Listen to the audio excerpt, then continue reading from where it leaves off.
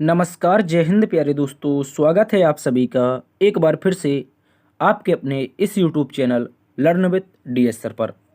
साथियों, आज की इस क्लास में हम आप सभी के लिए लेकर के हाजिर हो चुके हैं यूपी पुलिस री एग्ज़ाम 2024 के लिए रीजनिंग का एक बेहतरीन प्रैक्टिस सेट।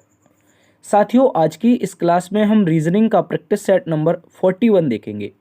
यानी कि आज हमारा यूपी पुलिस री एग्ज़ाम के लिए चलवाए जा रहे प्रैक्टिस सेटों में 41वें नंबर का प्रैक्टिस सेट होगा।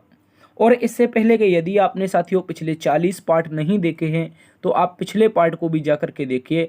वहाँ पर भी हमने यूपी पुलिस से संबंधित बहुत ही महत्वपूर्ण प्रश्न करवाए हैं। इसके अतिरिक्त साथ ही बात करते हैं आज की इस रीजनिंग की क्लास के बारे में। तो इस क्लास को हम बहुत ही शॉर्ट ट्रिक के माध्यम से सॉल्व करेंगे। देखिए साथियों, कुछ इस प्रकार से प्रश्न आप सभी के सामने रहेंगे। जैसे कि 10 नंबर का प्रश्न है, कहा गया है संगीतकार, गायक और महिलाएं।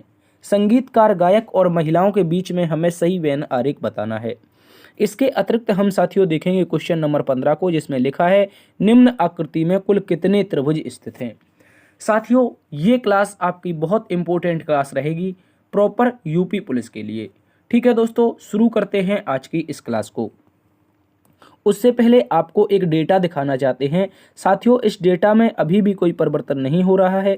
इसमें क्या है कि नोट सब्सक्राइब, यानी कि जिन्होंने चैनल सब्सक्राइब नहीं किया है उनकी संख्या प्यारे साथियों अभी भी 60.4% है, बल्कि इसका आंकड़ा और बढ़ चुका है।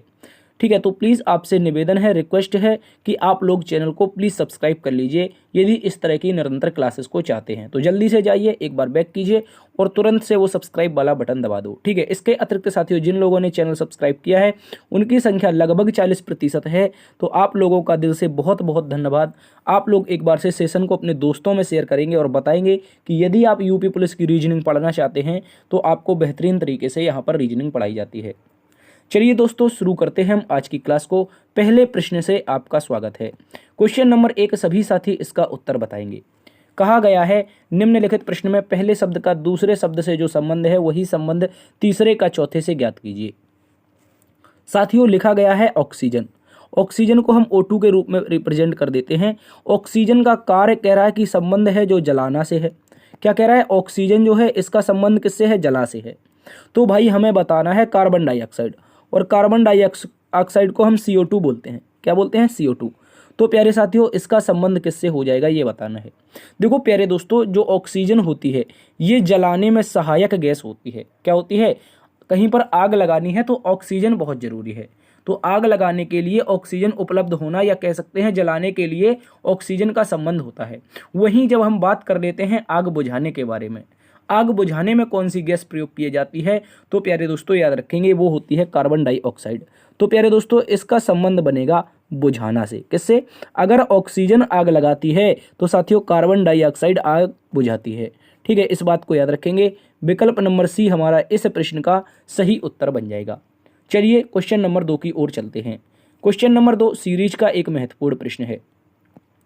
साथियों इस प्रश्न को आप समझेंगे, बहुत ही प्यारा सा प्रश्न है, अच्छे से देखना है। क्वेश्चन में बोला है श्रृंखला 10, 17, 24, 24, 31 और क्या है आगे बोलेंगे तो 38 का रिक्त पद क्या होगा। साथियों एक महत्वपूर्ण श्रृंखला है, गौर से देखो। इसको मैं थोड़ा अलग से लिखता हूँ। 10 है, उसके बाद में क्या है? 17 है, 17 के बाद में क्या है साथियों? 24 है, 24 के बाद में क्या है तो 31 है, 31 के बाद में क्या है तो 38 है। और हमें अगला वाला ज्ञात करना है कि आगे क्या आ जाएगा। ठीक है, आगे क्या आ जाएगा हमें ये बताना है। तो गौर से देखो साथियों, अगर हम इनके बीच का अंतर देख लेते हैं तो पहली के बीच में अंतर जो है वो प्लस का 7 हुआ है। आगे 17 में देखेंगे 24 में तो प्लस का 7, फिर से 17 7 24, और आगे देखोगे साथियों तो 17 7 24 7 31 हो रहा है, और 31 और 7 38 हो रहा है। तो भाई इस श्रृंखला को आगे कंटिन्यू करने के लिए हमें फिर से 7 जोड़ना पड़ेगा, और जैसे ही आप 7 जोड़ोगे 38 7 45, क्या होना चाहिए? 45। लेकिन प्यारे दोस्तों जब आप लोग विकल्प देखते हैं तो कहीं भी आपको 45 नहीं मिलेगा। इसका मतलब क्या ये श्रृंखला गलत है? क्या ये प्रश्न का उत्तर नहीं है, या फिर विकल्प गलत है? तो प्यारे साथियों देखो, विकल्प भी सही है, प्रश्न भी सही है, और प्रश्न का उत्तर भी सही है।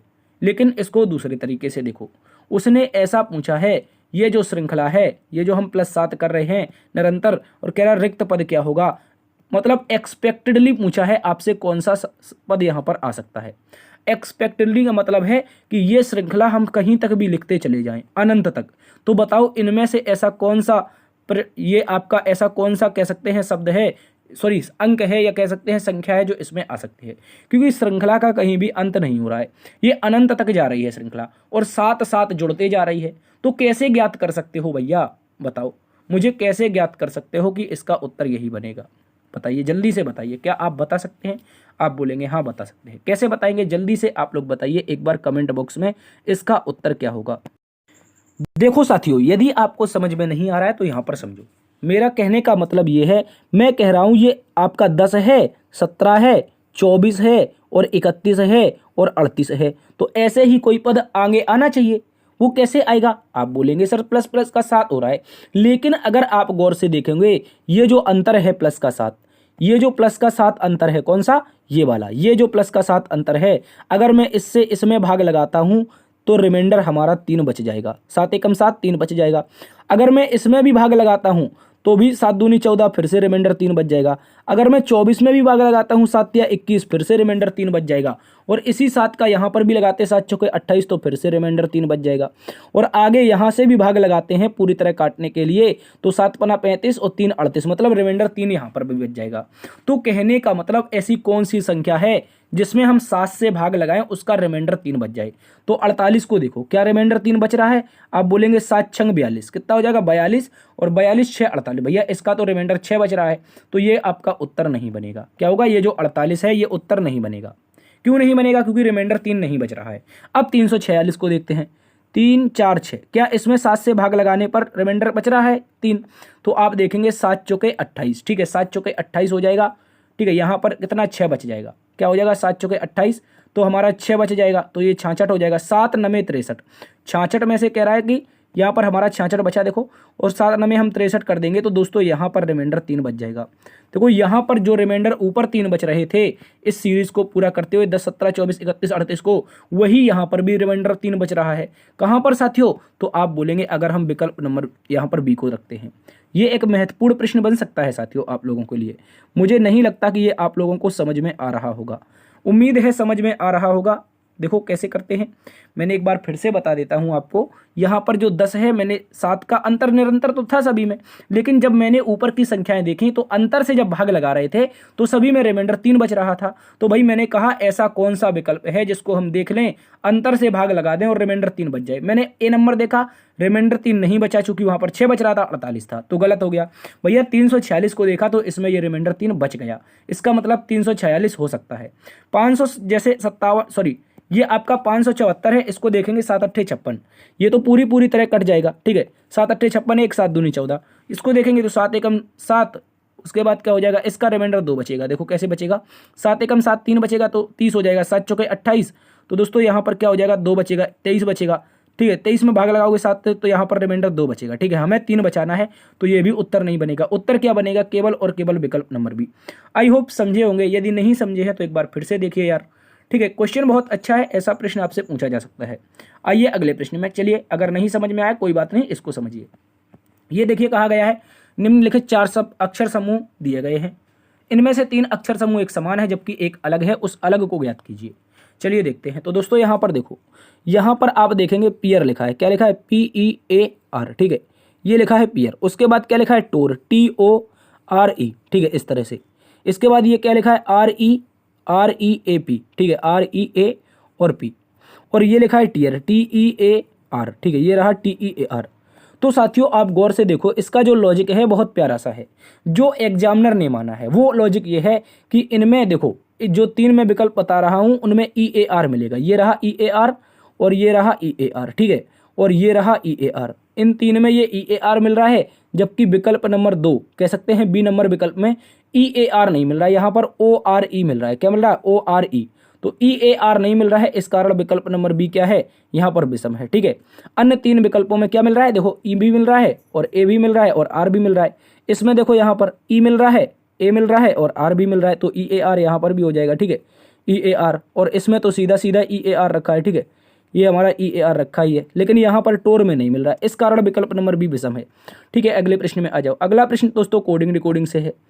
कहा गया है साथियों, इसमें क्या बोला है, यदि किसी सांकेतिक भाषा में पेन को NZO लिखा जाता है, तो चलिए हम लिख देते हैं सीधा, PEN को क्या लिखा जाता है, यहाँ पर साथियों लिखा जा रहा है NZO। क्या लिखा जा रहा है, NZ और O। ये रहा हमारा पेन, और पेन को हमने लिख दिया NZO। उसके बाद देखो यहाँ पर क्या है, बार्क, BA, उसके बाद दोस्तों R और K, ये रहा बार्क।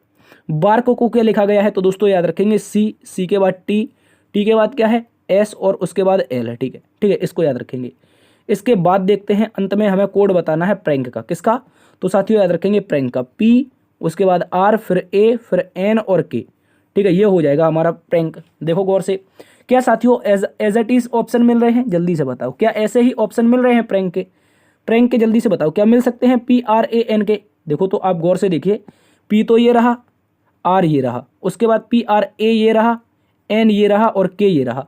तो इसको हम एज इट इज बना के देखते हैं, सीधे का संबंध सीधे से, जैसे P का N से, E का Z से, N का O से, B का C से, A का T से, R का S से, K का L से। तो ऐसे ही इसमें बना के देखते हैं, शायद लॉजिक लग जाए। अगर नहीं लगता है तो हम फिर दूसरा लॉजिक लगाएंगे। देखो क्या लॉजिक लग रहा है, P के सामने क्या लिखा है भैया, N लिखा है, तो N से शुरुआत होनी चाहिए। देखो हो रही है 3 विकल्पों की, B को छोड़ करके, गलत है, काट दो लास्ट वाला। R को देखते हैं, R के सामने देखो ये क्या लिखा है, S लिखा है, तो N के बाद S आना चाहिए भैया, N के बाद S यहाँ नहीं है, यहाँ नहीं है। उत्तर विकल्प नंबर B बन सकता है। क्या बन सकता है, विकल्प नंबर B। A को साथियों T लिखा जाता है, देखो ये A को T लिखा जाता है, और उसके बाद N को O लिखा जाता है, N को O देखो ये लिखा है। ठीक है, N को O, और K को क्या लिखते हैं, L लिखते हैं। तो दोस्तों ये उत्तर हमारा बन जाएगा। ठीक है, यही उत्तर बनेगा विकल्प नंबर B। गौर से देख लो, ये लास्ट वाला गलत है B, और ऊपर वाला जो B है, B नंबर का ऑप्शन, वो हमारा सही उत्तर बनेगा। इस बात को याद रखेंगे। ठीक है, अगले प्रश्न में आ जाओ। अगला प्रश्न कहा गया है, यदि गुलाब को अफीम कहा जाता है। क्वेश्चन में बोला है, यदि गुलाब को अफीम कहा जाता है, अफीम को लिली कहा जाता है, लिली को कमल कहा जाता है, कमल को ग्लेडियोल कहा जाता है, तो फूलों का राजा कौन है। भैया फूलों का राजा कौन है, मुझे बता दो। फूलों का राजा क्या बोला है, फ्लावर, किंग फ्लावर कह सकते हैं, फूलों का राजा, फ्लावर ऑफ किंग नहीं, किंग ऑफ फ्लावर। ठीक है, किंग ऑफ फ्लावर यानी फूलों का राजा। बताओ क्या होता है भैया, फूलों का राजा क्या होता है आप लोगों के हिसाब से। भैया अगर आप लोग प्रेम में पढ़ते हैं तो आपके लिए गुलाब राजा होना चाहिए, लेकिन बेसिकली जो राजा होता है वो कमल होता है। ठीक है, इस बात को याद रखेंगे। तो प्यारे साथियों, फूलों का राजा कमल होता है, लेकिन सवाल में कमल को क्या बोला है, ग्लैडियोल। तो दोस्तों यहाँ पर उत्तर बन जाएगा विकल्प नंबर D, ग्लैडियोल हमारा सही उत्तर है। ठीक है, इस बात को याद रखेंगे।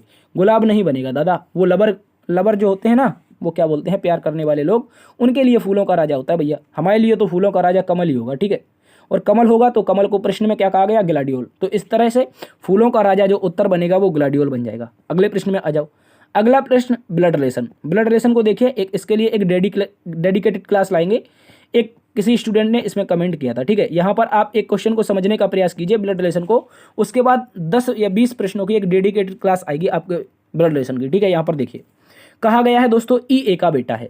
तो दोस्तों एक बात याद रखो, मैं आपको पहले ही दर्शा देता हूँ कि M जो होता है वो मेल को दर्शाता है, और जो पुरुष होते हैं उनके लिए हम प्लस लगाते हैं। F फीमेल को दर्शाता है, जो महिलाएं होती हैं उनके लिए माइनस लगाते हैं। ठीक है, बस इस तरह से याद रख लेंगे। तो दोस्तों अब हम क्या कर रहे हैं, यहाँ पर इसको सोल्व कर रहे हैं। उसने बोला है E A का बेटा है, तो दोस्तों यहाँ पर हम E को बनाएंगे A का बेटा। ये जो E है हमारे पास, गौर से देखो कहाँ पर है, ये हमारे पास E है। एक मिनट यार, ये जो E है ये बेटा है किसका, दोस्तों याद रखेंगे A का। ठीक है, A का बेटा है, तो ऊपर बेटा पता चल गया, E बेटा है, चूंकि मेल है, बेटा मेल होता है, तो हमने E के ऊपर प्लस लगाया। A का बेटा है, पिता हमेशा या माता ऊपर वाली श्रेणी में आते हैं, बेटा मिडिल की श्रेणी में आता है, उससे नीचे कोई और आता है। ठीक है, उसके बाद दोस्तों बोला है D जो है वो B का बेटा है। आगे बोला है E की शादी C से हुई है। भैया E की जो शादी है वो किससे हुई है, C से हुई है। तो भाई ये तो मुझे पता था मेल है, तो भैया जब शादी होती है मेल फीमेल की होती है तो C क्या हो जाएगी, फीमेल हो जाएगी। अब कह रहा है दोस्तों C जो है वो B की बेटी है। जो C है ये देखो लास्ट में लाइन, C B के बेटी है, तो ये बेटी हो जाएगी किसकी, दोस्तों याद रखेंगे B की। ठीक है, अभी भी B का हमें कोई जेंडर पता नहीं है। ठीक है, आगे बोला है, यहां पर बोला था D जो है वो B का बेटा है, तो D कहां पर है दोस्तों, D B का बेटा है। तो भैया B का बेटा कैसे बनाएंगे, जब C का क्या बन जाए, ये भाई या बहन बन जाए। ठीक है, सॉरी भाई बन जाए, C का भाई बनेगा D, तभी तो ये B का बेटा बनेगा। गौर से देखो, C का में अगर यहाँ पर ये बेटी है B की, और इसका बेटा है, चूंकि B का बेटा कौन है, D है। देखो पहले ही बोला है उसने, D का बेटा B है। एक बार फिर से देखो, यदि कन्फ्यूजन हो रही है शुरू से देखो। उसने बोला ई जो है वो ए का बेटा है, तो मैंने कहा ई नाम का जो शख्स है वो ए का बेटा है, ठीक है, इस बात को याद रखेंगे। तो बेटा कौन था? ए, सॉरी ई ए का बेटा है, तो ई बेटा था ए का, ठीक है, इस तरह से। अब बोला है डी जो है वो बी का बेटा है, तो भैया ये जो डी है ये किसका बेटा है? बी का बेटा है, इस तरह से। इसके बाद बोला है ई की शादी सी से हुई है, भैया ई की शादी हमने सी करवा दी, ठीक है, किससे? सी से। इसके बाद बोला है सी बी की बेटी है, तो बी की बेटी कौन हो जाएगी? सी हो जाएगी। अब प्रश्न में हमसे ये पूछा है कि डी जो है वो ई से किस प्रकार संबंधित है? से लगा है ई के साथ, किसके साथ? से लगा है ई के साथ, तो ये ई क्या बोलेगा? ई बोलेगा मेरी पत्नी, और मेरी पत्नी का जो भाई होता है भैया साला होता है, पत्नी का भाई क्या होता है? साला, ठीक है, इस बात को याद रखेंगे। विकल्प नंबर बी हमारा सही उत्तर है। अगले प्रश्न में आ जाइए, ठीक है। अगला प्रश्न डायरेक्शन और डिस्टेंस से है, इसको देखेंगे। कहा गया है साथियों, अमित पूर्व की ओर 30 मीटर चला। जो अमित नाम का शख्स है वो पूर्व की ओर कहां पर चला है? 30 मीटर। तो मैं इसको पूर्व की ओर चलाता हूं 30 मीटर, ठीक है, पूर्व की ओर 30 मीटर चला अमित। उसके बाद कह रहा है दाएं मुड़ा और 40 मीटर चला। भैया अमित का मुख जो है वो पूर्व की ओर है, और अगर वो दाएं मुड़ेगा तो वो नीचे की ओर जाएगा, और इसकी जो दूरी है, इसकी जो दूरी है साथियों वो 40 मीटर है, इस बात को याद रखेंगे। क्या हो जाएगी? इसकी दूरी 40 मीटर हो जाएगी। अब बोला है फिर उसने एक बायां मोड़ लिया। साथियों अब इसका मुख दक्षिण में हो गया, अब ये जब बायां मोड़ लेगा तो फिर वो प्यारे दोस्तों इस दिशा में चला जाएगा, यहाँ पर, ठीक है, पूर्व की दिशा में। अगर दक्षिण में मुख है, बायां मोड़ लेगा तो क्या लेगा? बायां मोड़, तो पूर्व में चला जाएगा, और 30 मीटर चला, तो साथियों यहाँ से हम इसको 30 मीटर चलवा देंगे। अब उसने बोला हुआ है आरंभिक स्थान से किस दिशा में है? भैया आरंभिक स्थान कहाँ पर था? तो देखो गौर से, आरंभिक स्थान ये था। अब पहुंच गया है यहाँ पर अमित, तो पूछा है कौन सी दिशा में है आरंभिक स्थान से? तो आरंभिक स्थान से ये दिशा कौन सी हो जाएगी?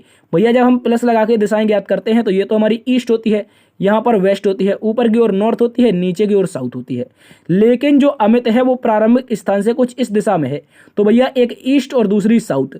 तो दोस्तों ये दिशा कहलाएगी आप लोगों की साउथ ईस्ट, यानी कि दक्षिण और पूर्व की दिशा।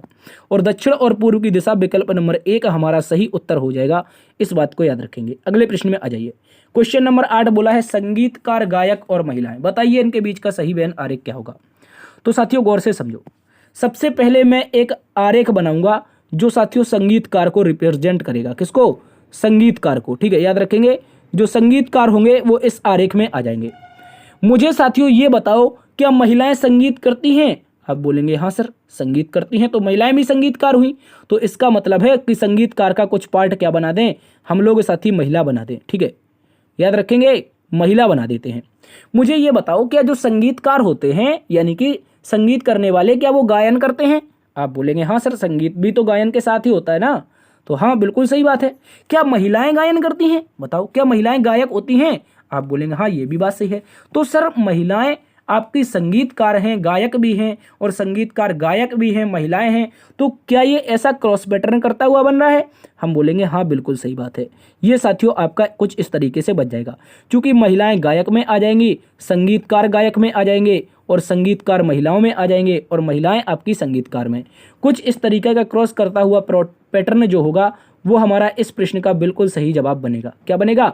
इस प्रश्न का बिल्कुल सही जवाब क्रॉस करता हुआ पैटर्न विकल्प नंबर बी। साथियों विकल्प नंबर बी को लगा देंगे, आगे बढ़ जाएंगे। क्वेश्चन नंबर 9 को देखिए, पेरेंट माता पिता, बताइए। इसमें बहुत सारे लोगों को कंफ्यूजन होती है, अभी मैं एक सेकंड में इसकी आप लोगों की कंफ्यूजन दूर करता हूं। सबसे पहले तो देखो, जो पेरेंट होता है इसका मतलब अंग्रेजी में हम माता पिता ही पढ़ते थे। क्या पढ़ते थे? जब हम बचपन में 6, 7, 8 में पढ़ते थे तो हमें पढ़ाया जाता था पेरेंट मीन्स क्या होते हैं? माता पिता। भाई पेरेंट मीन्स माता पिता होते हैं, तो भैया ये भी माता पिता हो गए और ये भी माता पिता, तो इसके लिए कन्फ्यूजन होती है। लेकिन प्यारे साथियों जैसे ही हम थोड़े बड़े होते हैं तो पता चलता है कि पेरेंट मीन्स क्या होता है साथियों? अभिभावक होता है, याद रखेंगे, अभिभावक, ठीक है, इस बात को याद रखेंगे। क्या होते हैं? अभिभावक, ठीक है, इस बात को याद रखेंगे, अभिभावक होते हैं। तो साथियों एक आरेख मैं सबसे पहले बना दूंगा पेरेंट के लिए। किसके लिए? पेरेंट के लिए। अभिभावक यानी कि हमारी जिम्मेदारी को निर्वहन करने वाले, और पेरेंट आपका भाई भी हो सकता है, आपकी बहन भी हो सकती है, आपके माता पिता भी हो सकते हैं, आपके दादा दादी भी हो सकते हैं, ठीक है, इस तरह से। तो अभिभावक कोई भी हो सकता है। तो दोस्तों अभिभावक के लिए सबसे पहले एक रिप्रेजेंट करेंगे, और अभिभावक के अंतर्गत आपकी मदर भी आएंगी। कौन आएंगी? मदर। और अभिभावक के अंतर्गत ही साथियों हमारे फादर जी आ जाएंगे। क्या आ जाएंगे? फादर जी। तो कुछ इस तरीके का आरेख मिलेगा जो कि हमें सी नंबर में दिया है, और सी नंबर इस प्रश्न का बिल्कुल सही जवाब होगा साथियों, याद रखेंगे।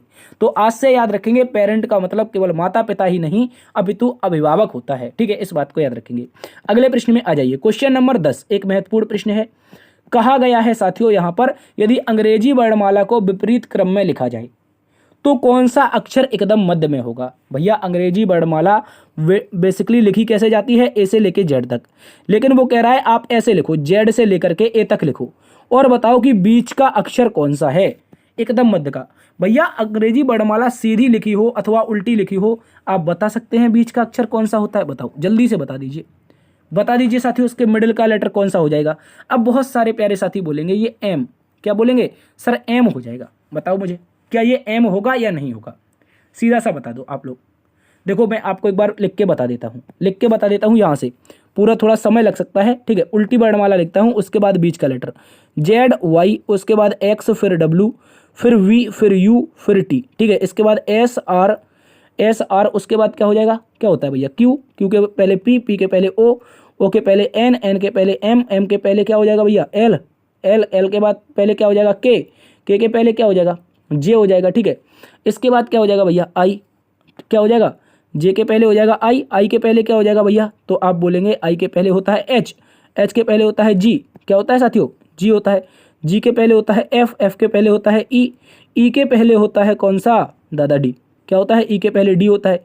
एक मिनट, इसको थोड़ा सीधा बनाते हैं। ई, एक मिनट यार, ई के पहले डी हो जाएगा, उसके बाद डी के पहले क्या हो जाएगा? सी, सी के पहले बी, बी के पहले ए।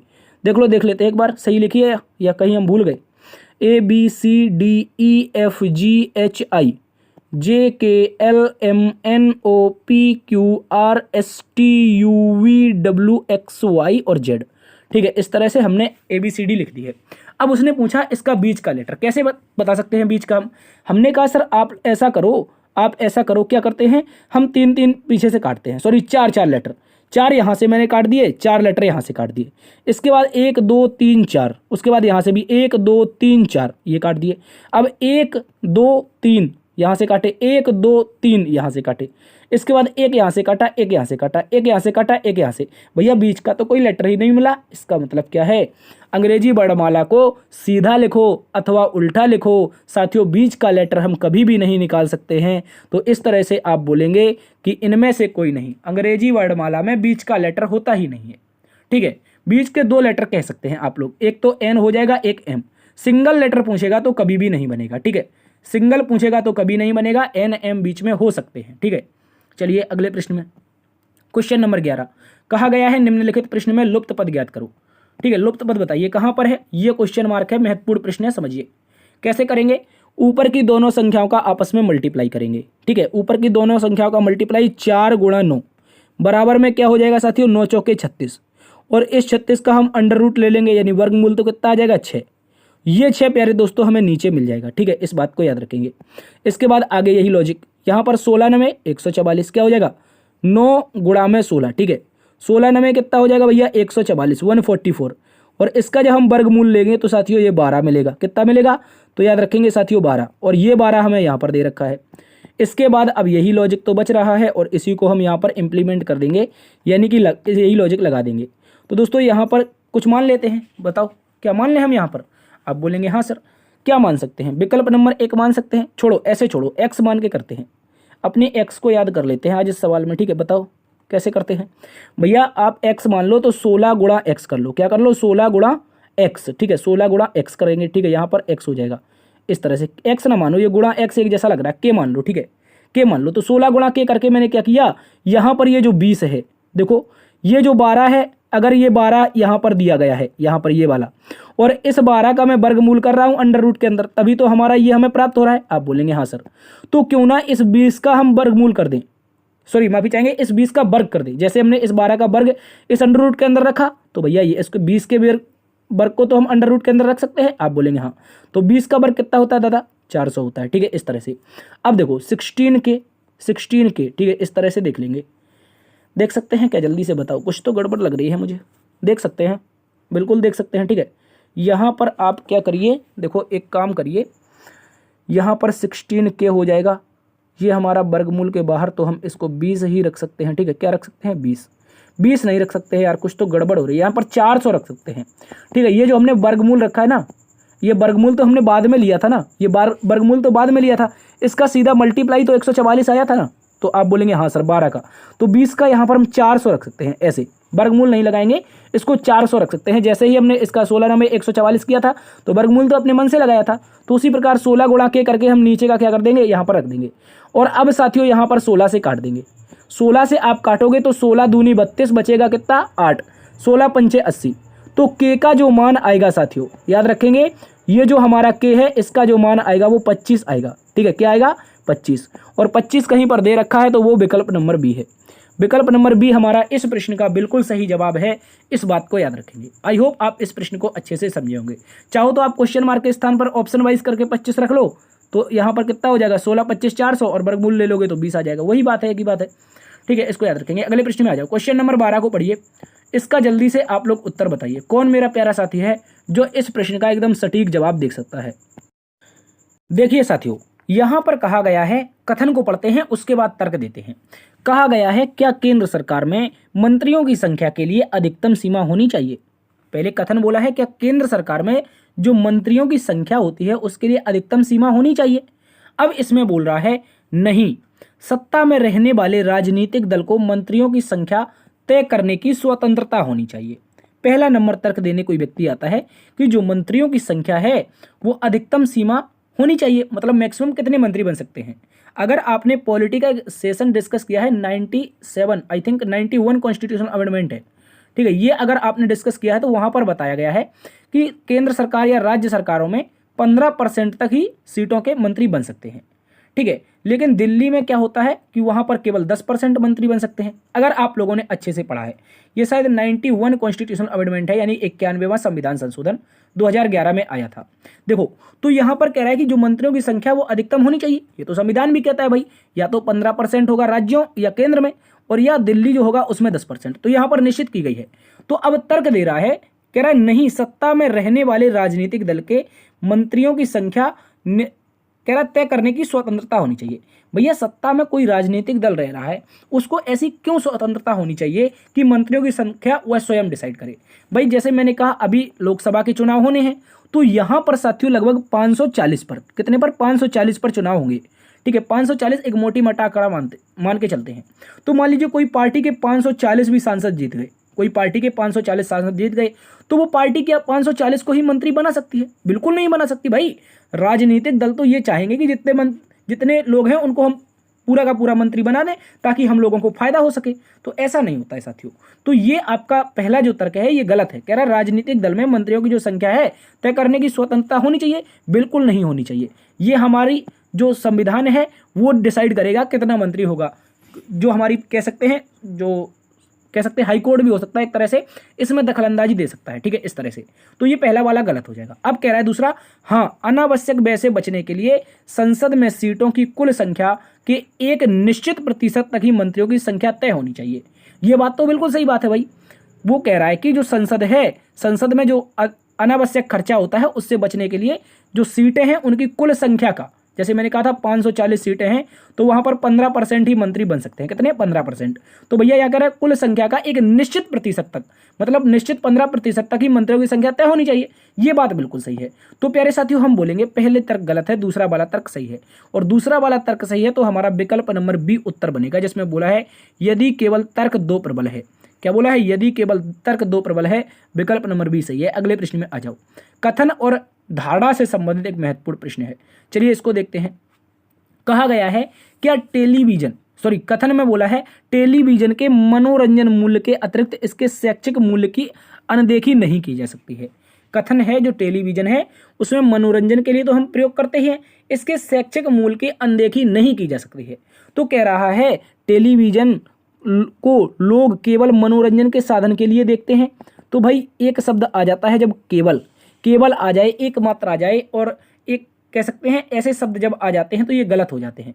ठीक है, क्योंकि लोग टेलीविजन को आजकल मनोरंजन के लिए नहीं देख रहे हैं भैया। जब हम यूट्यूब देखते हैं उसमें बहुत सारी इन्फॉर्मेटिव वीडियो भी होती है, कॉमेडी वीडियो भी होती है। तो उसने कथन में सीधा बोल दिया कि मनोरंजन मूल्यों के अतिरिक्त शैक्षिक मूल्य यानी पढ़ाई से संबंधित कार्य भी करते हैं।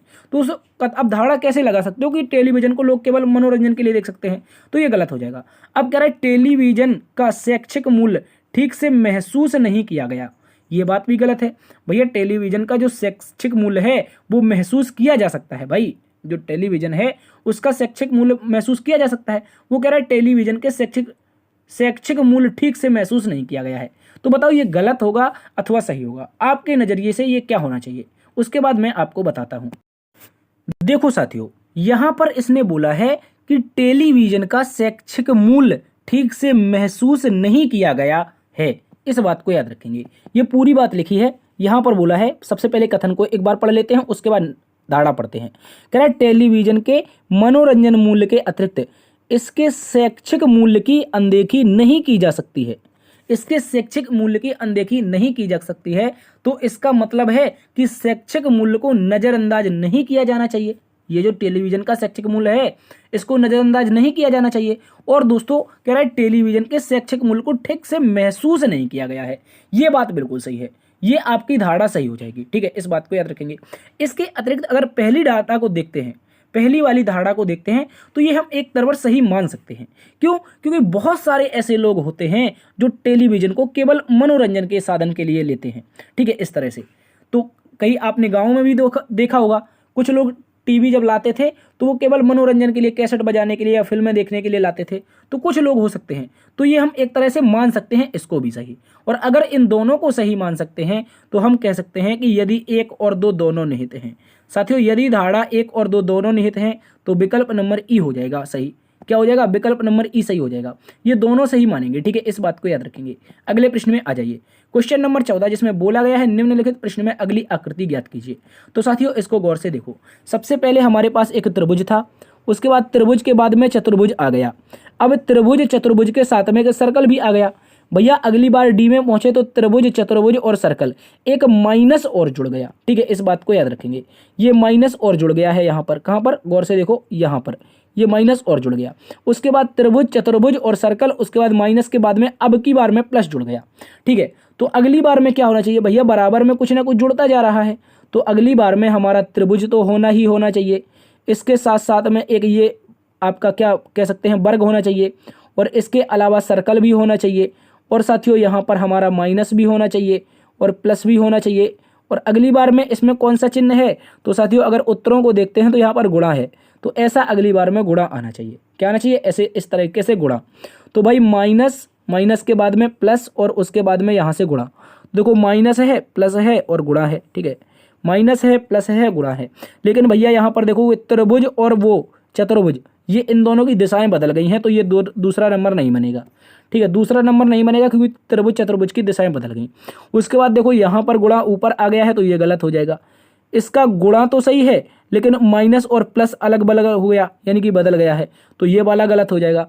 इसमें देखो यहाँ पर क्या है, यहाँ पर आपका त्रिभुज है, सर्किल है, लेकिन भैया त्रिभुज के बाद तो हम चतुर्भुज देख रहे हैं यहाँ पर, तो त्रिभुज के बाद चतुर्भुज होना चाहिए, तो भाई ये सर्कल वाला ये गलत हो जाएगा।